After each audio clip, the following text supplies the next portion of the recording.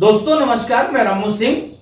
आज हमारे स्टूडियो में आई हुई है शासकीय महाविद्यालय सतना की प्रोफेसर क्रांति मिश्रा मैडम। वह समाज सेविका है।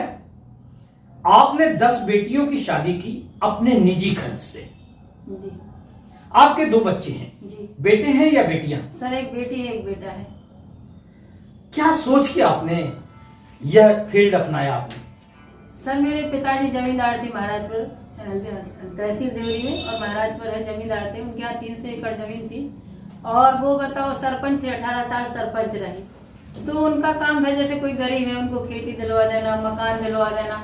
तो हम लोग भी देखते थे कि जैसे गांव में भी कई लड़की ऐसी रहती कि जो पढ़ना चाहती है। मेरे साथ की भी कुछ ऐसी मेरी दोस्त रहती थी जिनके पास पैसे नहीं रहते थे, तो हम लोगों को मिलते थे तो हम लोग उनकी सहायता करने लगते।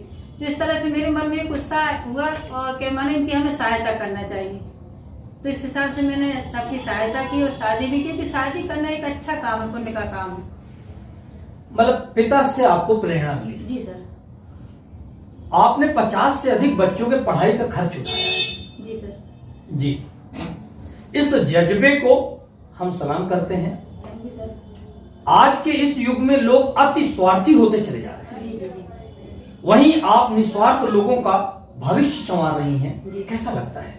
सर कह रहे था कि स्वार्थी तो लोग रहते हैं, लेकिन कभी कभी हमें उन स्वार्थ में भी उनका निस्वार्थ देखना चाहिए। क्योंकि जो लोग स्वार्थी रहते हैं उनका कहीं ना कहीं कुछ कमजोरी रहती है। और ऐसे समय अगर हम किसी का भविष्य सुधारते हैं तो हम भगवान में भोलेनाथ को और दुर्गा माँ को बहुत मानते हैं। वो ही मेरी भक्ति है, वो ही मेरी शक्ति है। तो हम सोचते कि जब शिव जी देश के मतलब देवताओं के लिए और जनता के लिए विष का प्याला पी गए, तो मैं उनकी भक्त हूँ। तो समाज के लिए अगर कुछ करूंगी तो वो मेरा देखेंगे कि मेरी बेटी भी कुछ अच्छा कर रही है, तो इससे मुझे खुशी की अनुभूति होती है। आपके पति भी प्रोफेसर हैं? जी सर। वह कुछ नहीं कहते आपके इस सेवा भाव पर? सर वो भी इसी तरह से सेवा भाव, हम लोग दोनों एक से सेवा भाव वाले हैं।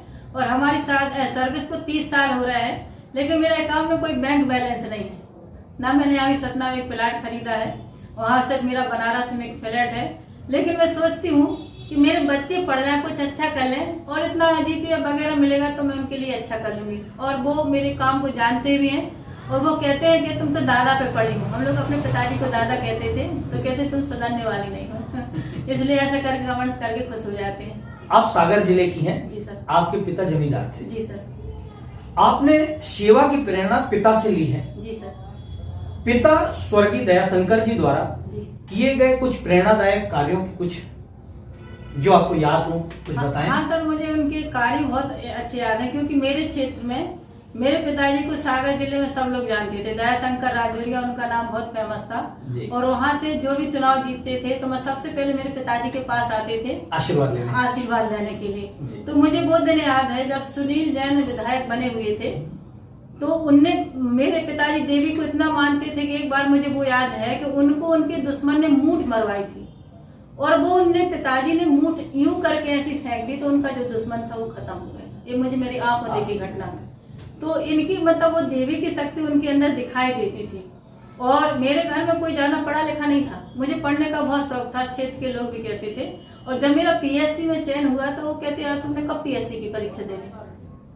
तो मैं अपने पिताजी से इसलिए उनसे प्रेरणा लेती कि उनको कभी समय भी नहीं मिला कि अपने बच्चों के साथ बैठ के उनके दुख सुख शेयर कर, इतनी व्यस्त उनकी लाइफ रहती थी। मतलब पिता जमींदार भी थे? जी जी। और उनके पास दैवी शक्ति भी थी? जी जी जी। उनकी प्रेरणा आप पर आई? जी जी जी। ऐसा मान के चले? हाँ सर, ऐसा मानती हूँ। आपकी शिक्षा कहाँ से हुई? सर मैंने बीए, एमए और पीएचडी सागर विश्वविद्यालय से की। सागर से? जी जी। पीएचडी किस विषय में किया? भक्तिकालीन कवियों में यथार्थबोध। जो भक्तिकालीन कवि थे, कवि, सूट, तुलसी और जायसी, इनका तुलनात्मक अध्ययन किया था। कुछ विशेष उनके बारे में बताएं ना, जिसमें आपने पीएचडी की है। सर मैं कबीर का है, कबीर को मैं मतलब कबीर क्या है, सामाजिक क्षेत्र में जो विसंगतियां थी उसको दूर करना चाहते थे। और तुलसी का लोक नायक रामचरितमानस को मैं अपना आदर्श मानती हूँ, क्योंकि रामचरितमानस हमें संघर्ष करना सिखाता है। कहते हैं रही मन विपदा रही, जैसे वो कहते हैं कि जन्म विवाह मरण पुनि होई, जैन जैसे लिखा कि तय तस होई। जैसे मेरा जन्म मध्य प्रदेश में हुआ, मेरी शादी उत्तर प्रदेश में हुई। तो रामचरितमानस जब हम परेशान होते थे तो मैं हनुमान जी की वो बात याद करते थे कि जब जामवंत हनुमान से कहते हैं कवन सो काज कठिन जग माही, जो नहीं हुए तात तुम पाई। तो रामायण की हर चौपाई में एक संघर्ष करने की प्रेरणा मिलती है, एक भाग्य पर निर्भर करने की प्रेरणा मिलती है, एक कर्म की प्रेरणा मिलती है। क्योंकि लक्ष्मण जी कहते रामचंद्र जी से कि आप धनुष बांध तान के खड़े हो गए हैं, देव आरसी पुकारा। तो रामचंद्र जी कहते हैं कि नहीं, वो हमसे छोटा है, उसके सामने हमें झुकने से फायदा होगी। तो इस तरह से इसी तरह तुलसी का सूरदास का वात्सल्य ले लीजिए, जायसी का प्रेम ले लीजिएगा। यानी इन 4 कवियों ने भक्ति काल को स्वर्ण युग कर दिया था, और वह स्वर्ण युग की दौन हमारे अंदर भी है। आपकी शादी कितने वर्ष हो गए? सर हमारी 96 में हुई थी, 22 फरवरी 1996 में। दोनों बच्चे क्या कर रहे हैं इस समय? सर मेरी बिटिया यूपीएससी की तैयारी कर रही है दिल्ली से। हाँ, और बेटा मेरा पहले क्रिकेट का उसको बहुत शौक था, यहाँ भी खेलता था। लखनऊ में खेला, अंडर 14 में चयन भी हो गया था, लेकिन फिर कोरोना काल के कारण वो खेल नहीं पाया। तो इस समय क्राइस्ट यूनिवर्सिटी में बीबीए कर रहा है।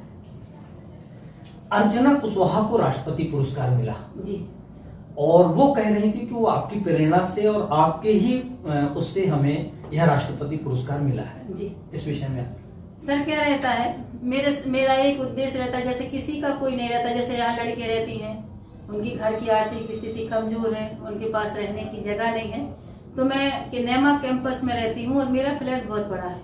बच्चे मेरे रहते नहीं, पति मेरे रहते नहीं, किसी का आना जाना रहता नहीं है, तो ऐसी लड़कियों को मैं रख लेती हूँ। इसके पहले मेरे साथ एक लड़की और रहती थी, उसके पहले उसके भाई को भी पढ़ाया था, उसकी बहन की भी मैंने शादी की थी जीपीएफ से, जब मीडिया ने छापा था। उसके बाद जब वो चली गई तो अर्चना जब फर्स्ट ईयर में आई तो एनएसएस की मैं कार्यक्रम अधिकारी जिला संगठक थी, तो एनएसएस में बच्चे जुड़े थे। तो मैं ऐसे कह रही थी कि यार कोई को अगर रहने के लिए जगह नहीं हो तो मेरे पास आके रहने लगे। तो अर्चना एक दिन आई कि हमें रहना है आपके साथ। हमने कहा ठीक है। दूसरे दिन मुझे बनारस जाना था। सब लोगों ने सोचा कि इतना बड़ा फ्लैट है, लड़की को अकेले छोड़ के जाओगे तो क्या होगा। फिर मैंने उसका विश्वास किया, उसको रखा, उसको पढ़ाया, और जितनी गतिविधि मैं करती थी उतनी गतिविधि वो भी करती थी। जैसे वे स्वच्छता की ब्रांड एम्बेसडर थी, तो स्वच्छता में भी मैंने काम किया। मतदाता की मैं नोडल अधिकारी हूँ, तो उसको मैंने कैंपस एम्बेसडर बना दिया। उसके बाद जो भी कैंप लगते थे, यूनिट कैंप है, डिस्ट्रिक्ट कैंप है, स्टेट कैंप है, एनआईसी है, एडवेंचर, सारे शिविर में उसको मैंने भेजा। कई लोगों ने मतलब ये भी कहा कि आप उसको इतना बढ़ावा दे रहे हैं, कल के दिन कोई घटना घट जाए।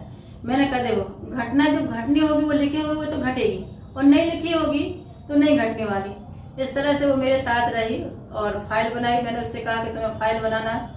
पहले तो वो कहने लगी यार मैम बहुत काम है, इतना मैं नहीं कर पाऊंगी। तो मैंने कहा नहीं तुम करो, तुम्हें नेशनल अवार्ड मिलेगा। मुझे एक पंडित जी ने बताया था कि आप जो भी कहती है वो सच होती है। तो मैंने अर्चना से कहा कि भोलेनाथ साक्षी है, तो नेशनल अवार्ड मिलेगा। तो उसने मेहनत उसने की है, प्रेरणा मेरी थी लेकिन मेहनत उसकी थी। उसने मेरे साथ मिलकर काम किया। मैं उसका नंबर ही फीड मेरी सारथी के नाम से फीड की हूँ। मैं उसको अपना सारथी ही मानती हूँ, क्योंकि हम दोनों साथ में रहते हैं तो एक दूसरे के साथ ही रहते हैं। सतना अति जातिवादी क्षेत्र है। जी जी। आप ब्राह्मण होकर ओबीसी कुशवाहा लड़की की प्रेरणा स्रोत बन गई। जी जी। इसको किस दृष्टिकोण से देखा जाए? सर अपन क्या, हम शिक्षक है ना। अगर शिक्षक जातिवादी को बढ़ावा देगा या शिक्षक किसी जाति को मान्यता देगा तो उसका शिक्षक होने का कोई दायित्व नहीं। द्रोणाचार्य ने भी तो अर्जुन को शिक्षा दी थी, भले उन्होंने उसको अपने बेटे को नहीं दी थी। वहां लोग जातिवाद कहेंगे, लेकिन हम सोचते हैं कोई ना कोई मजबूरी। तो मैं ऐसी नहीं, जैसे हम लोग कैंप लगाते हैं तो हम लोग के साथ साकिर लड़कियां भी रहती हैं, लड़के भी रहते हैं, एक साथ खाना बनता है, हम लोग साथ में मिलकर खाना खाते हैं। उस समय नहीं रहते कि यार हम ब्राह्मण हैं, इनके छुआ खाना कैसे खा सकते।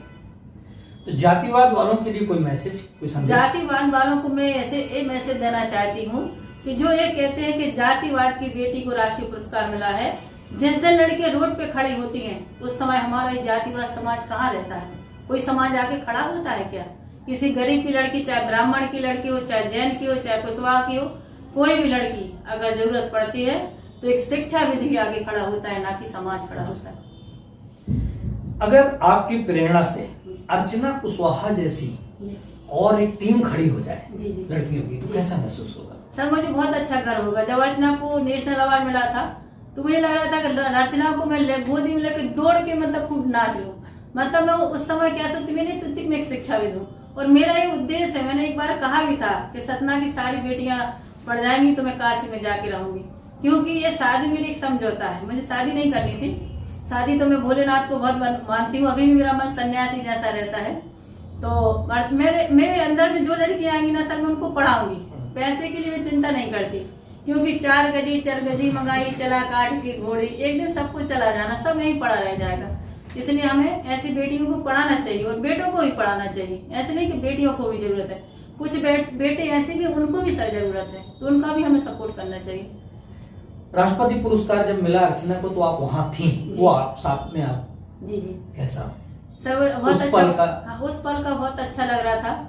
मैं सोचती थी कि यार अर्चना, उनके पापा भी मेरे साथ गए हुए थे। अच्छा। उन्हें कभी कल्पना भी नहीं की होगी कि मेरी बेटी को राष्ट्रपति पुरस्कार मिलेगा, या अर्चना ने भी नहीं की होगी। लेकिन जब मैं देख रही थी तो मैं इतनी गदगद हो रही थी कि मेरा सपना पूरा हो गया।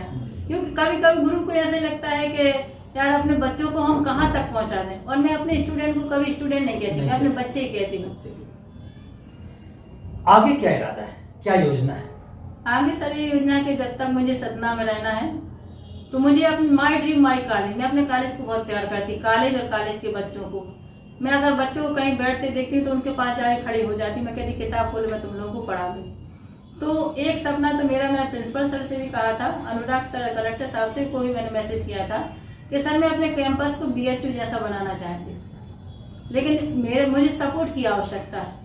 अभी आप देखिएगा कि मैं अभी 20 पेड़ लगा के आ रही हूँ, और मैंने एक NSS वाटिका भी वहाँ तैयार की है, अंकुर वाटिका भी तैयार की है, और शाम को मैं रोज 5 बजे से 6:30 बजे तक उस वाटिका में मतलब जो भी मिलते हैं वो साफ सफाई करवाते हैं, काम करते हैं। और मुझे अपने विद्यार्थियों पर भी बहुत गर्व रहता है, और मेरे प्राचार्य डॉक्टर RS गुप्ता सर हैं, वो भी सपोर्टिव उनका नेचर है। वो कहते हैं कि आपको जो काम करना है करिए, क्योंकि बिना संस्था प्रधान के कोई काम नहीं हो सकता, चाहे NSS का हो, चाहे यूको का हो, चाहे आजादी का अमृत महोत्सव हो, संस्था के प्रमुख का साथ होना बहुत आवश्यक है, और परिवार में पति का। क्या फाइल बनाना समाज सेवा के कार्यों की जरूरी है? सर अगर फाइल नहीं बनाएंगे, क्योंकि मैं कहती आखन की देगी और तू कहता कागज की लेगी, अगर कागज में कुछ लिखा नहीं जाएगा तो कोई उसको अवलोकन नहीं करेगा। क्योंकि पद्मश्री पुरस्कार जैसे कोई नहीं करता तो उसको पद्मश्री मिल जाता, तो हमें अनबिलीव होता कि यार ऐसे लोगों को ही मिल जाता है जो काम करते हैं। तो फाइल के लिए इससे जस्टिफाई होता है कि मतलब इनकी फाइल बने तो इन्हें काम किया होगा। सिर्फ पिछले साल जी, आज मैं आपके सामने बता रहा हूँ, मैंने अकेले 700 पेड़ लगाए थे शहर में। जी अकेले जाके जी, और नर्सरी से खरीद के पेड़ लगाए थे। जी सर लेकिन मैंने कोई फाइल नहीं बनाई।